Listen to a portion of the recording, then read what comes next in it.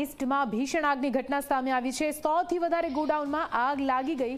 100 જેટલા ગોડાઉન આગમાં બળીને ભડથું થઈ ગયા છે। ફાયર બ્રિગેડની ટીમે આગ પર કાબુ મેળવવા માટે કામે લાગી।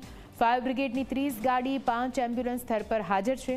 આસપાસના ગોડાઉનમાંથી લોકોને પણ બહાર કાઢવામાં આવ્યા। તો આપને જણાવી દઈએ, મલાડ ઈસ્ટમાં આવેલી ગોડાઉનની હારમાળામાં અચાનક આગ ભભૂકી ઉઠી હતી અને 100 થી વધારે ગોડાઉન એકસાથે આગમાં બળીને ખાખ થઈ ગયા છે।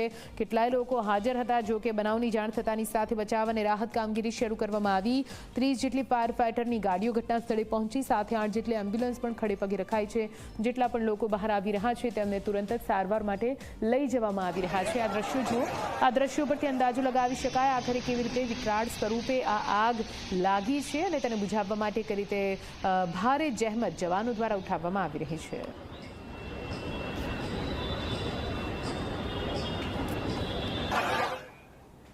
અને આ સાથે તેના સમાચારમાં બસ આટલું। પડે અપડેટ માટે આપ જોતા રહો ઝી24 કલાક। નમસ્કાર।